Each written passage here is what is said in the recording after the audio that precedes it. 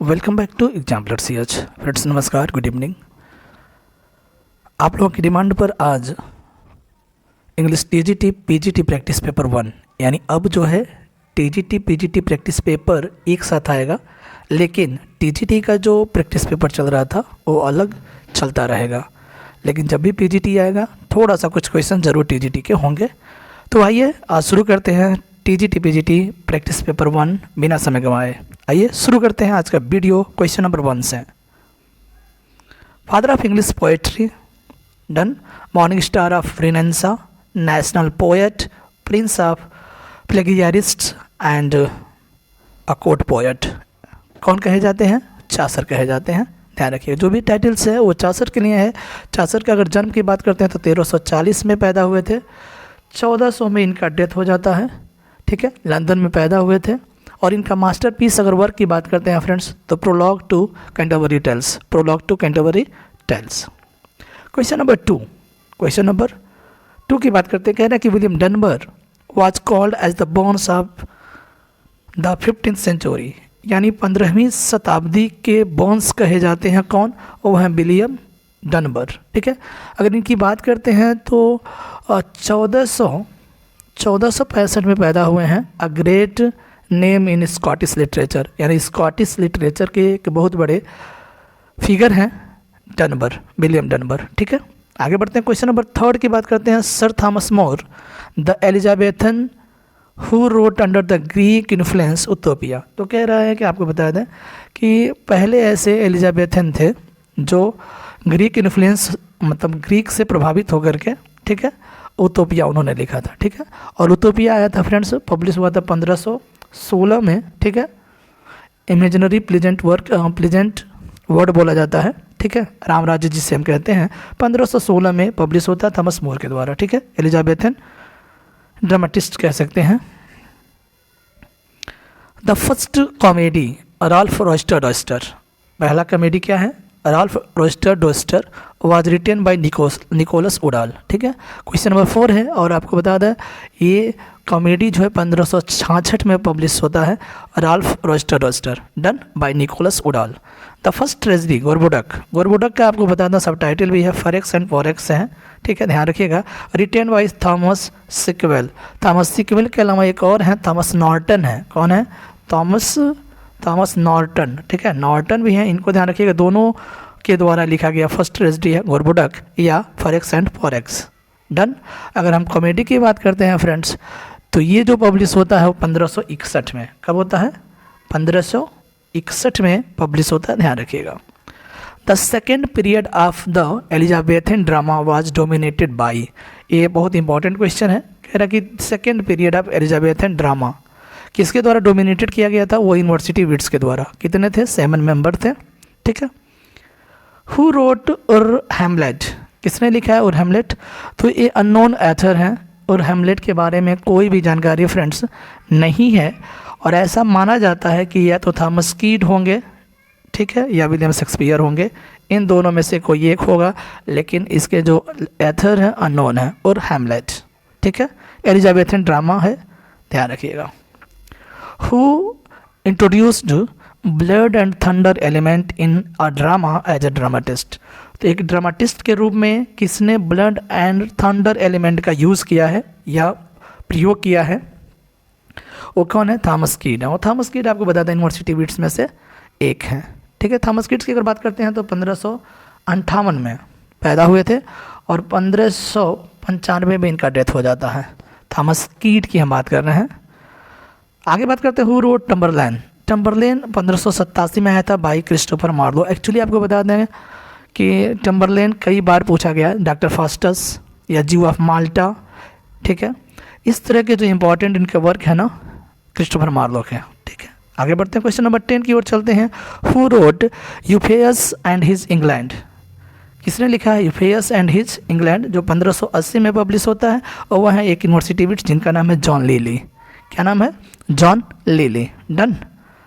आगे बढ़ते हैं। नेक्स्ट क्वेश्चन है the period of the great tragedies bye Shakespeare is. अब हम हिस्ट्री ऑफ इंग्लिश लिटरेचर के बाद विलियम शेक्सपियर के बारे में बात करते हैं। तो कह रहे हैं कि ग्रेट ट्रेजेडी जो आया है विलियम शेक्सपियर के द्वारा वह 1601 से लेकर के 1608 के बीच में। ठीक, आगे बढ़ते हैं। Much has been said Shakespeare's philosophy. Nevertheless का मतलब होता है फ्रेंड्स फिर भी शेक्सपियर के फिलॉसफी के बारे में बहुत कुछ कहा गया है, ऐसा इसमें बोला गया। और ये लाइन है लिगोयस के द्वारा, ठीक है, लिगोयस के द्वारा बोला गया है कि फिर भी शेक्सपियर के दर्शन के बारे में बहुत कुछ कहा गया है।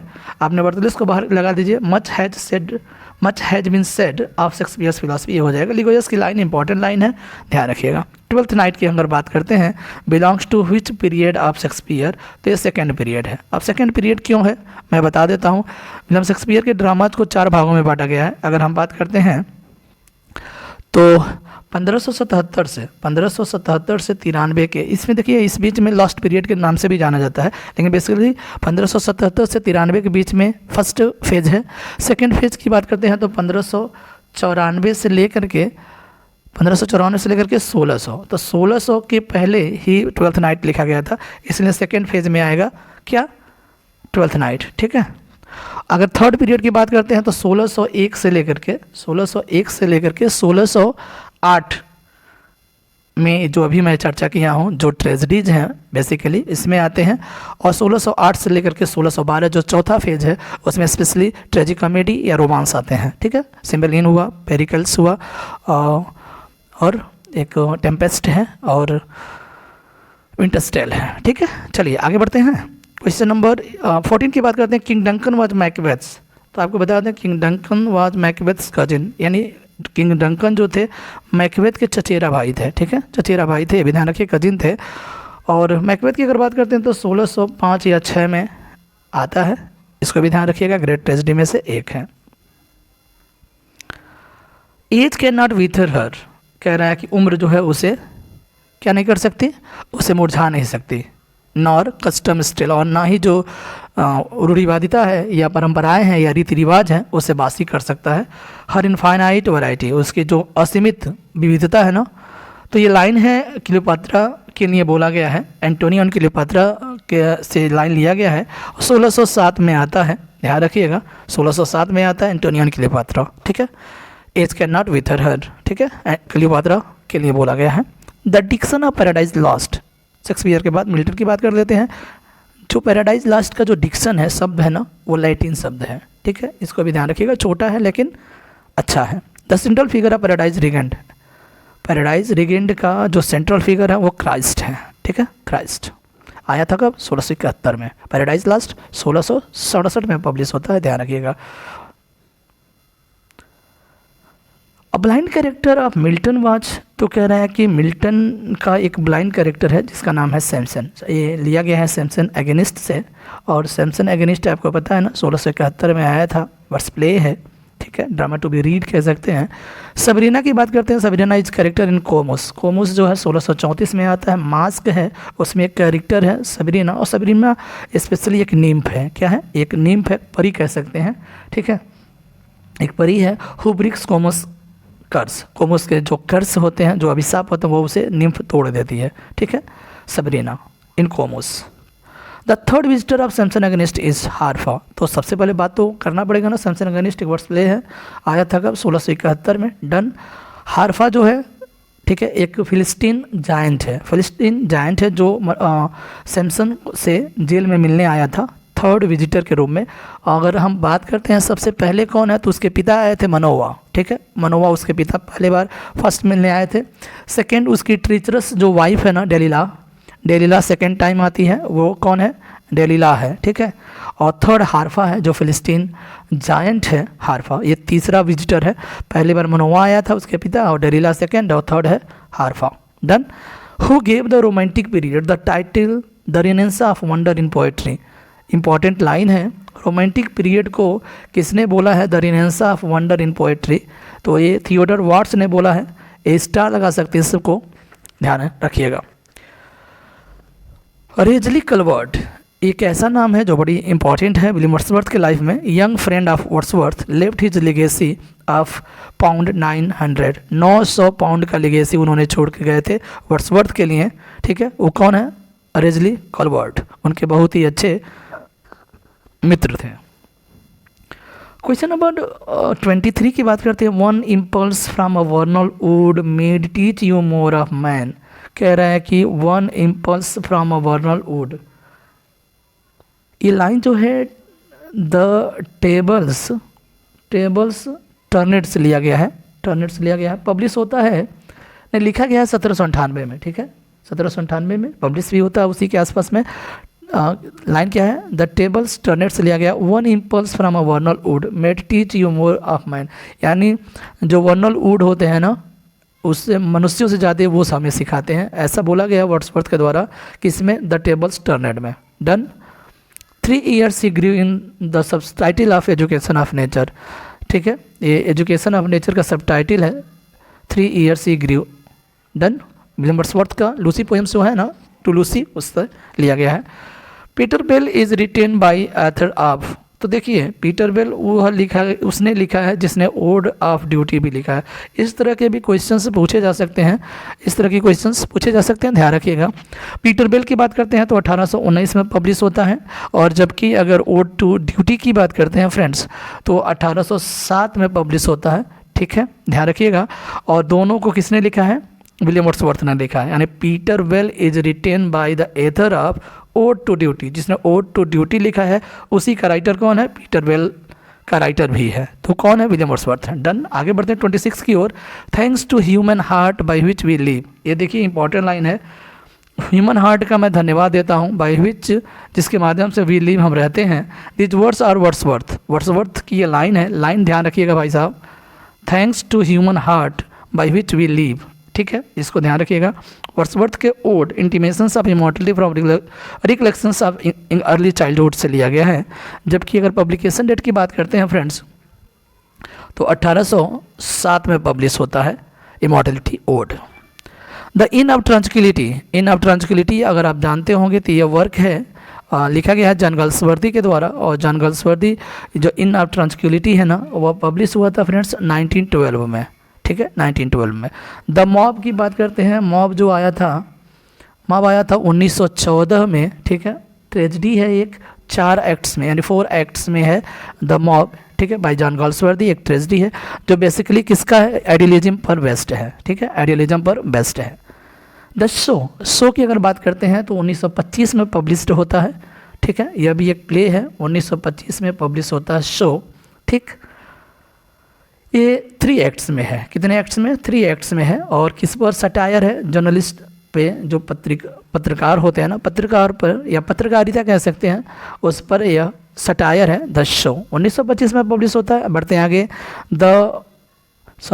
Jack Barthwick is character in the silver box, तो कह रहे हैं कि जैक एंड जोन्स की कहानी आपने पढ़ा होगा, जैक वार्थविक जो एक कैरेक्टर है द सिल्वर बॉक्स का, द सिल्वर बॉक्स आया था 1906 में, ठीक है। Who is called as the prince of English essay, Charles Lamb की अगर बात करते हैं फ्रेंड्स तो फादर ऑफ इंग्लिश एसे की बात करते हैं तो वो फ्रांसिस बेकन है, जबकि प्रिंस ऑफ इंग्लिश एसे की बात करते हैं तो चार्ल्स लैम्ब है, ठीक है, चार्ल्स लैम्ब है।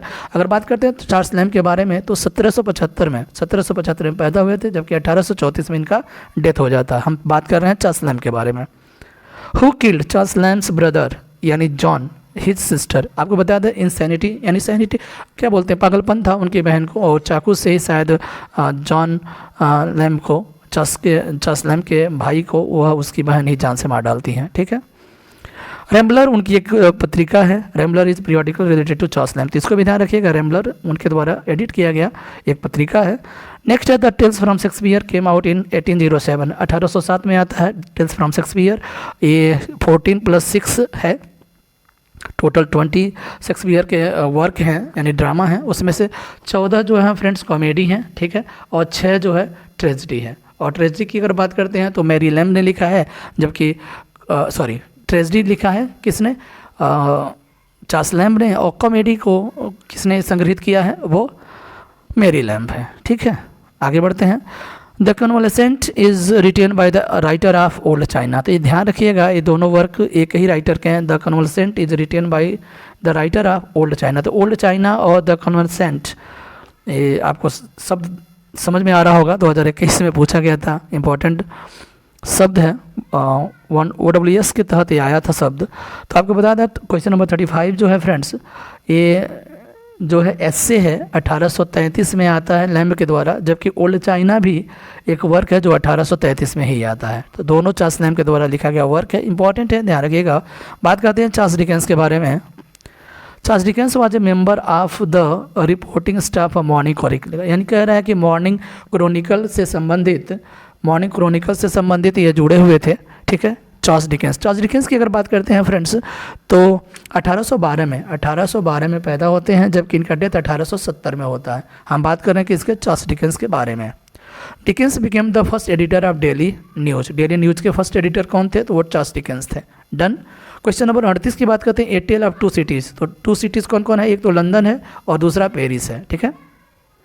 लंदन और पेरिस सिटीज़ की inspired by the French revolution, यानी ये जो नॉवेल है friends, a tale of 2 cities, ठीक है, आया कब था? ए टेल ऑफ 2 सिटीज़ जो किससे प्रभावित है? वो है फ्रेंच रिवॉल्यूशन, और फ्रेंच रिवॉल्यूशन 1789 में हुआ था, इस बात को आप जानते होंगे, ठीक है। लंदन और पेरिस शहरों का जिक्र होता है क्वेश्चन नंबर 38 में। बढ़े आगे। The unfinished novel of Charles Dickens was, तो कह रहे अनफिनिश्ड या फाइनल नावल भी कह सकते हैं, वो मिस्ट्री ऑफ एडविन ड्रूड है, ठीक है। एडविन ड्रूड है जो 1870 में आता है। 1870 में फाइनली इनका डेथ भी होता है, लेकिन अनफिनिश्ड हो जाता है यह नावल बाय चार्ल्स डिकेंस। और अगर बात करते हैं कि ये फाइनल नावल के नाम से भी जाना जाता है और अनफिनिश्ड नावल के नाम से भी जाना जाता है, ध्यान रखिएगा। डेविड कॉपरफील्ड इनका ऑटोबायोग्राफिकल नावल है रिटन बाय चार्ल्स डिकेंस इन 1850। 1850 में पब्लिश होता है डेविड कॉपरफील्ड, ऑटोबायोग्राफिकल नावल है, डन बाय डिकेंस। कोई दिक्कत? बढ़ते हैं आगे। 41 की बात करते हैं तो first novel of the Thomas Hardy appeared in 1871। 1871 में पहला नावल आता है desperate remedies by Thomas Hardy. Thomas Hardy की अगर बात करते हैं फ्रेंड्स तो टीजीटी में पूछा गया था, 1840 में पैदा होते हैं, जबकि 1928 में इनका डेथ हो जाता है। हम बात कर रहे हैं कि इसका थॉमस हार्डी का, ठीक है। It is new form of epic drama by Hardy, which work of Hardy is refer to here. तो कह रहा है कि एपिक ड्रामा इनका एक वर्क है जिसका नाम है डायनास्ट। डायनास्ट जो है इसके 3 भाग हैं, 3 पार्ट्स हैं, ध्यान रखिएगा, ठीक है। Epic in verse and prose है, 1904 में दिखाई देता है by Thomas Hardy. God is not in his heaven, 88 की लाइन है, ध्यान रखिएगा। गॉड जो है अपने हेवन में नहीं है। And all is wrong in the world, और सब कुछ गलत हो रहा है इस संसार में। Which novel has Hardy written these 2 lines in Tess of the d'Urbervilles. तो Tess of the d'Urbervilles से लाइन लिखा गया है बाय थॉमस हार्डी, इंपॉर्टेंट है, ध्यान रखिएगा, ठीक है। टेस्ट जो आया था 1891 में आया था, 1891 में आया था, इंपॉर्टेंट नावल है। और इसका सब टाइटल जो टेस्ट का या प्योर ओमेन है, इसका सब टाइटल भी है friends, pure woman. Who sells his wife in the Mayor of Casterbridge. सबसे पहले बात बता देते हैं कि 1886 में यह पब्लिश होता है, क्या ये नावल मेयर ऑफ कैस्टरविच। इसमें जो हेंचर्ड कैरेक्टर है ना, वो अपनी पत्नी सुसन को बेच देता है, ठीक है। आगे बढ़े। द ओड ऑफ किड्स, चलिए रोमांटिक पोएट्स की बात कर लेते हैं। Ode of Keats showing Greek myths is ode to Psyche. तो कह रहा है कि एक किड्स का एक ओड है जो क्या दिखाता है? ग्रीक मिथ्स को दिखाता है, वो है ode to Psyche. Ode to Psyche की अगर बात करते हैं फ्रेंड्स तो पब्लिश होता है 1819 में। एक्चुअली आपको बता दें 5 साल ही इनका गजब का समय रहा है, ठीक है। 1821 में इनका डेथ ही हो जाता है। अगर बात करते हैं 1795 में किड्स पैदा हुए थे, जबकि 1821 में इनका डेथ हो जाता है। इसको भी ध्यान में रखिएगा। 1819 में ओड टू साइक पब्लिश होता है, इसको भी ध्यान में रखिएगा। बढ़ते हैं नेक्स्ट क्वेश्चन की ओर। A thing is beauty is joy for ever, यानी जो सुंदरता की वो वस्तु है ना, वो हमेशा के लिए आनंद देती है। ये लाइन जो इंडिमियन से लिया गया है, ठीक है, इंडिमियन। और इंडिमियन जो है एक इनका पोयम है, ठीक है, पोयम है इंडिमियन। 1818 में पब्लिश होता है यह poem by John Keats. The poet of Basil, poet नहीं है पॉट है, द पॉट ऑफ बैसिल, इसे हम इसाबेला के नाम से भी जानते हैं। द पॉट ऑफ बैसिल जो फ्रेंड्स आया था वो आया था 1820 में पब्लिश होता है, द पॉट ऑफ बैसिल, इसे इसाबेला के नाम से भी जानते हैं। क्वेश्चन नंबर 49 की बात करते हैं। Lies one whose name was written in water, एक व्यक्ति है यहाँ है जो जिनका नाम पानी पर लिखा गया है, कुछ इस तरह की लाइन है। ये इंपॉर्टेंट लाइन है, किड्स के द्वारा ये बोला गया लाइन है। Here lies one whose name was written in water by Keats. बात करते हैं Shelley found in Greek myth symbols of heroic freedom, Keats those of beauty.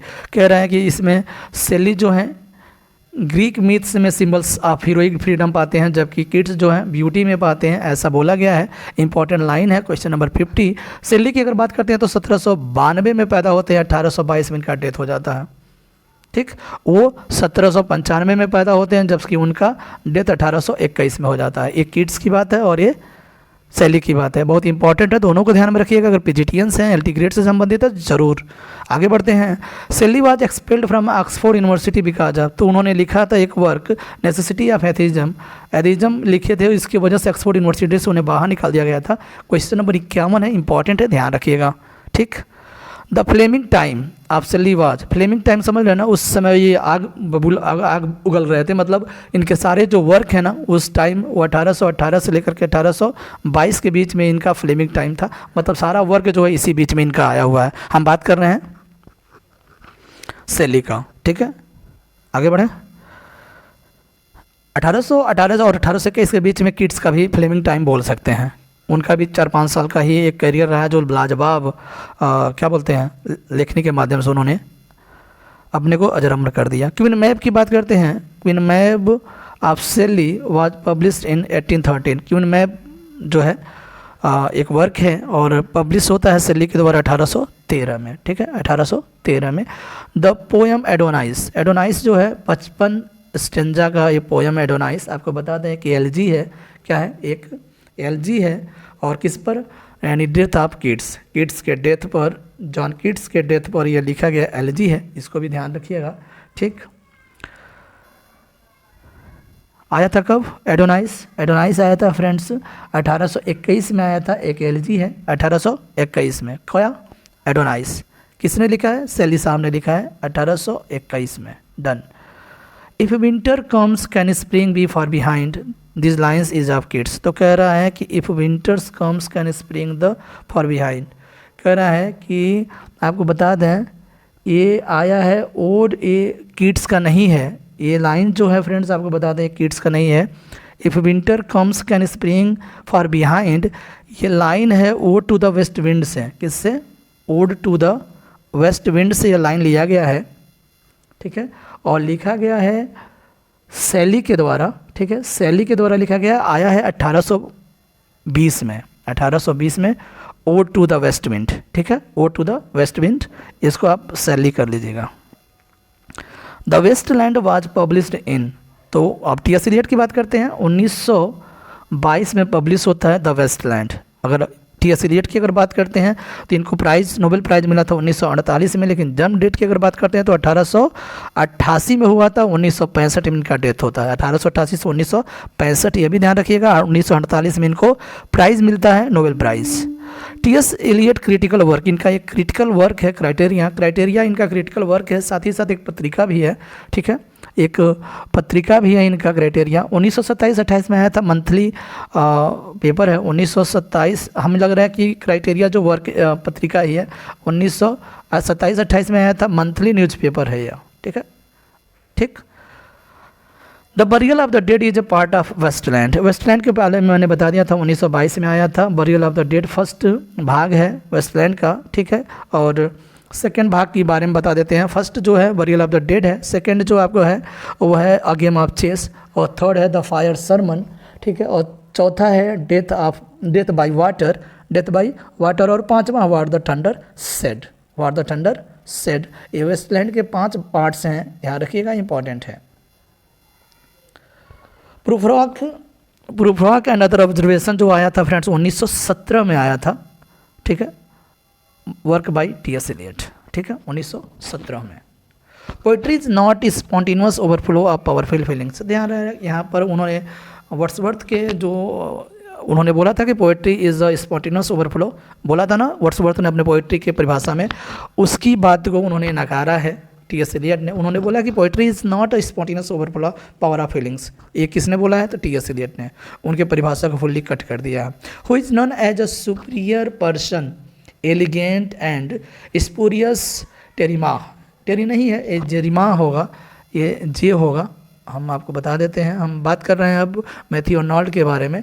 ठीक है, यहाँ कह रहा है कि सबसे सुपीरियर पर्सन, एलिगेंट माने अच्छे, ठीक है, और स्पूरियस मतलब होता है नकली प्रचार करने वाले, नकली प्रचार करने वाले जो हैं, ठीक है, निंदा करने वाले कह सकते हैं, नकली निंदा करने वाले हैं।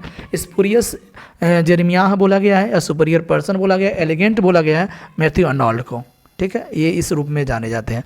अर्नोल्ड की अगर बात करते हैं फ्रेंड्स, तो मैथ्यू अर्नोल्ड जो है वो पैदा हुए थे 1822 में। कब? 1800, इन पर वन लाइनर हमने बना दिया है, और 1888 में इनका डेथ हो जाता है। 1822 में पैदा होते हैं, 1888 में इनका डेथ हो जाता है।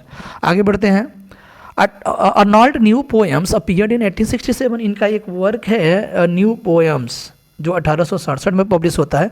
Discourses in America, Celtic literature, देखिएगा ये एक्चुअली लेक्चर्स हैं, ये दोनों लेक्चर्स ध्यान रखिएगा। Discourses in America and Celtic literature where the lectures delivered by Matthew Arnold, where did he give the lectures.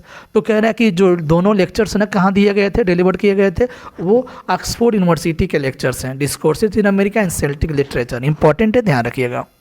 When did Arnold right God and the Bible, तो God and Bible कब लिखे थे वो, तो ये लिखे थे 1875 में। Which medal did he get for his poem Timbuctoo, तो टिम्बक्टू के लिए उन्होंने 1829 में टिम्बक्टू के लिए उन्होंने एक प्राइज़ मिला था, ठीक है, मेडल मिला था, किसके लिए, तो टिम्बक्टू के लिए, ठीक है, चांसलर मेडल अवार्ड था, चांसलर मेडल 1829 में। टिम्बक्टू एक पोयम है उनका। His dear friend Arthur Henry Hallam died in 1833, तो आपको बताया था 1833 में उन्होंने उनका जो मित्र हैं आर्थर हेनरी हेलम, उनका डेथ हो जाता है, और उन्होंने उनकी याद में इन मेमोरियम और साथ ही साथ ब्रिक ब्रिक ब्रिक उन्होंने लिखा है। एलिजी टाइप का पोयम है Matthew Arnold. Tennyson was appointed poet laureate in succession of William Wordsworth. अब देखिए, बात करते हैं अर्नोल्ड के बाद हम टेनिसन की। टेनिसन जो है 1850 में क्या बनते हैं, पोएट लॉरेट बनते हैं after death of William Wordsworth, ठीक है, विलियम वर्ड्सवर्थ क्या बनते हैं, पोएट लॉरेट बनते हैं। क्लियर? चलिए आगे बढ़ते हैं। क्वेश्चन नंबर 69 कह रहा है कि Ulysses by Tennyson is classical poem. आया है 1842 में पब्लिश होता है यूलिसस, ठीक है, टेलीमाकस इथाका का यूलिसस जो राजा रहता है, टेलीमाकस उसका बेटा है। बहुत अच्छा पोएम है टेनिसन के द्वारा, यूलिसस 1842 में पब्लिश होता है, ध्यान रखिएगा। The idylls of the king, ideals of the king की अगर बात करते हैं तो ये 1859 से लेकर के 1885 के बीच में 12 स्टोरीज हैं इसके, the idylls of the king के, ठीक है, इसको भी ध्यान में रखिएगा। Which was the first novel of Mulkraj Anand. थोड़ा सा हम टेनिसन के बारे में बता देते हैं, ठीक है, टेनिसन के बारे में हम आपको बता देते हैं, ठीक, छोड़िए आगे बढ़ते हैं, सबसे ज़रूरी है हमें कवर करना है। अब बढ़ते हैं मुल्कराज आनंद के बारे में, ठीक है, मुल्कराज आनंद के बारे में बताते हैं। 71 नंबर का क्वेश्चन है, कह रहा है मुल्कराज आनंद जो है 1905 में पैदा होते हैं, जबकि डेथ उनका 2004 में हुआ है, ठीक है। हम बात करें किसका, मुल्कराज आनंद का। इनका फर्स्ट नावल जो है अनटचेबल है, अनटचेबल, राखा भाखा। Coolie is total novel of human experience by Mulk Raj Anand. क्या है, जो नावल है कुली वो ह्यूमन एक्सपीरियंस पर बेस्ड है बाय मुल्कराज आनंद। कुली जो आया है 1936 में आया है, जबकि अनटचेबल 1935 में आया है, ठीक है, 1935 में, और कुली जो है 1936 में आया है, ध्यान रखिएगा। नेक्स्ट की अगर हम बात करते हैं, नेक्स्ट कह रहा है कि 7 ages of man series by Mulk Raj Anand, Anand refers. तो 7 एज, देखिए 7 एजेस ऑफ मैन जो है ना वो जैकेस का स्टेटमेंट रहा है 7 एजेस ऑफ मैन, लेकिन उसमें एज की बात करता है, इसमें 7 समर्स की बात करता है, ये ध्यान रखिएगा, ठीक है, 7 समर्स की बात करता है। क्वेश्चन नंबर 74 की बात करते हैं, 2 leaves and a bud, 2 leaves and a bud. 2 leaves a bud जो आया था 1937 में आया है by Mulk Raj Anand. Shows a disintegration of poor peasants family, यानी disintegration of poor peasant family को इसमें शो करता है 2 लीव्स एंड अ बड में। 1937 में आया था, नावल है by Mulk Raj Anand. The old women and the cow, ध्यान रखिएगा, ये भी एक इम्पॉर्टेंट नावल है। The old women and the cow, ये 1960 में आया है मुल्कराज आनंद के द्वारा। इसमें जो है transformation of A cow into tigress, यानी इसमें एक गाय का जो परिवर्तन होता है, किस रूप में, टाइग्रेस के रूप में, और गाय का नाम है गौरी। अब कहानी पढ़िएगा तब, बेसिकली वो गाय नहीं है, the big heart is work of मुल्क राजा आनंद। तो द बिग हार्ट जो है फ्रेंड्स वो 1945 में लिखा गया एक वर्क है बाई मुल्क Raja Anand, a big heart. निजी मिस्किल की बात करते हैं, निजी मिस्किल 1924 में पैदा होते हैं, ठीक है, 1924 में। 2004 में इनका डेथ होता है, 2004 में इनका डेथ होता है। इंडियन राइटर हैं।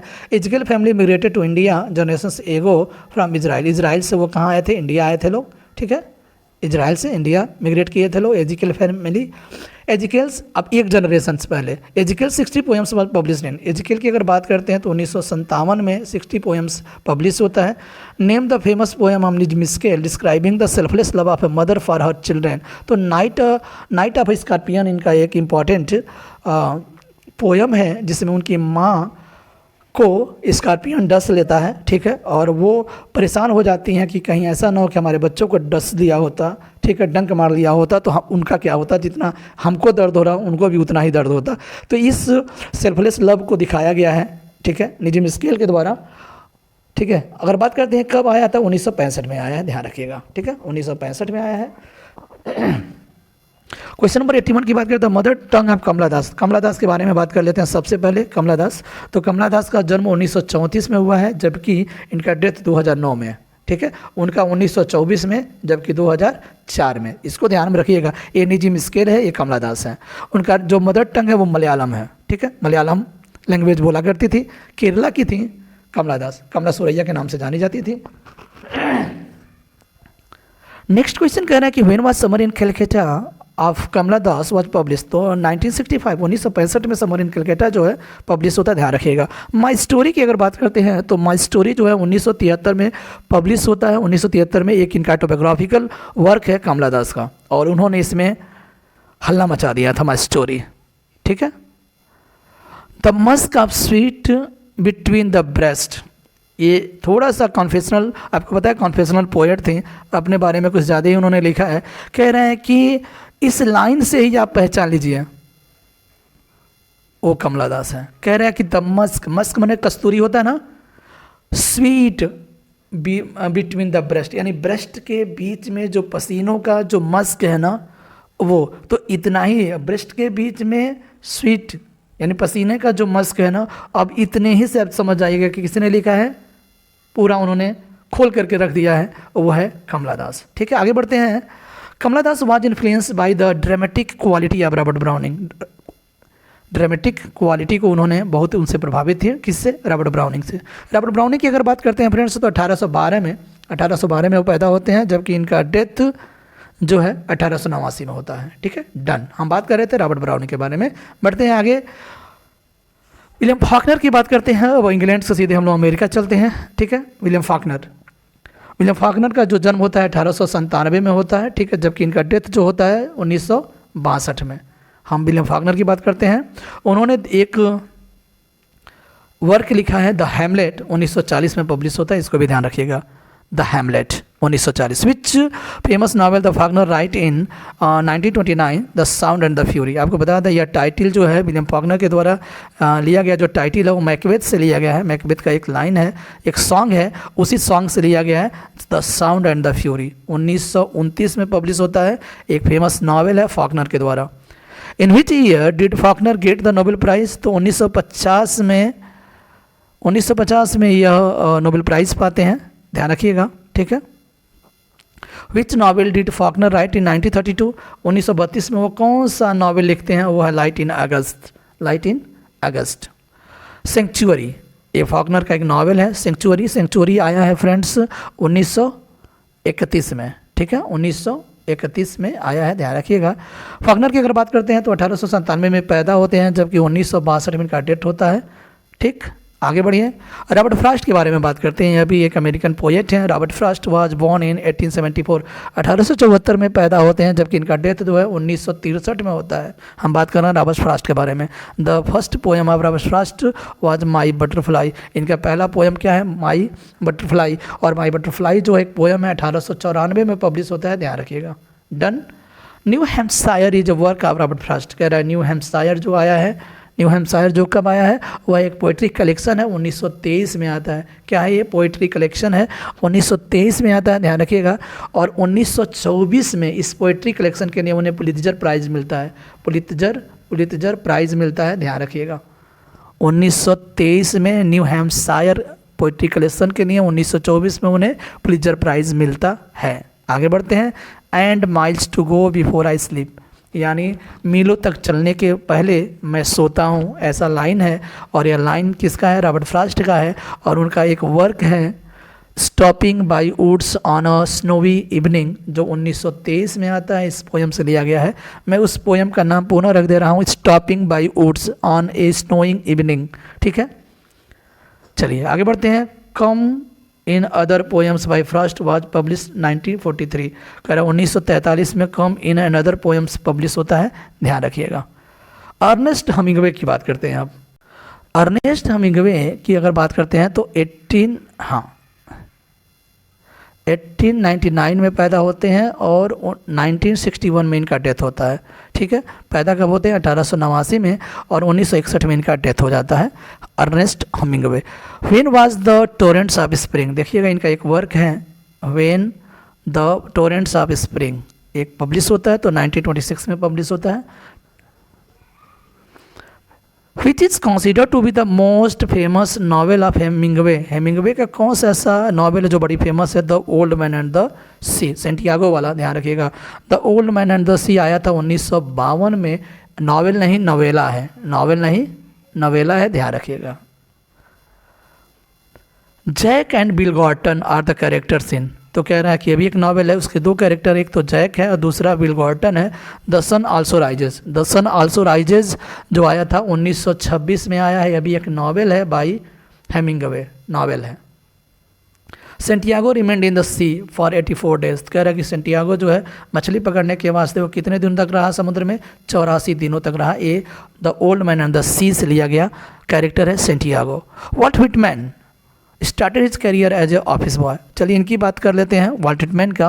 वॉल्ट व्हिटमैन की अगर बात करते हैं फ्रेंड्स तो ये 1819 में पैदा हुए थे, 1892 में इनका डेथ होता है। वॉल्ट व्हिटमैन, इनका कैरियर शुरू होता है एक ऑफिस बॉय के रूप में। Walt Whitman became the editor of Brooklyn Blade, एक पत्रिका है ब्रुकलिन ब्लेड के ये एडिटर रहे Whitman. Whitman is considered a revolutionary poet of America, हाँ क्रांतिकारी पोएट कहे जाते हैं अमेरिका के, वह हैं Walt Whitman. I am simmering, चलिए वॉल्ट व्हिटमैन की एक लाइन है, I am simmering simmering simmering, मतलब मैं चल रहा हूँ या उबल रहा हूँ, मैं उबल रहा हूँ। Emerson brought me to the boil, और इमर्सन ने मुझे क्या किया है? बॉयल करने के लिए बुलाया है, यानी मैं उबल रहा हूँ और उबालने के लिए किसने मुझे लाया है? इमर्सन ने लाया है। एक्चुअली आपको बताया था इमर्सन जो है बहुत ही वॉल्ट व्हिटमैन जो है इमर्सन से बहुत ही प्रभावित हुए थे, ध्यान रखिएगा, इमर्सन से बहुत ही प्रभावित हुए थे। इमर्सन का एक पोयम मैंने पढ़ा था, ब्रह्मा, ठीक है, जिसने सृष्टि का निर्माण किया है, ब्रह्मा, बड़ा अच्छा पोयम है इमर्सन का, इनसे बड़ा प्रभावित हुए थे वॉल्ट व्हिटमैन। ठीक है, I am simmering simmering simmering, Emerson brought me to the boil. Done, बढ़ते हैं आगे। In his poem O captain my captain, इनका एक और पोयम है ओ कैप्टन माई कैप्टन, आया था फ्रेंड्स, यह पोयम जो है आया था 1865 में। ठीक है, 1865 में, ठीक है, मेटाफर एक पोयम है, ठीक है, O captain my captain. Whitman mourns death of Abraham Lincoln, जब अब्राहम लिंकन का डेथ होता है ना, उस पर यह शोक व्यक्त करते हुए इन्होंने इस कविता को लिखा, ओ कैप्टन माई कैप्टन, यानी कप्तान जहाज़ को उन्होंने पूरा अमेरिका माना है और उसके कप्तान को अब्राहम लिंकन को तुलना करके दिखाया गया इस पोयम में।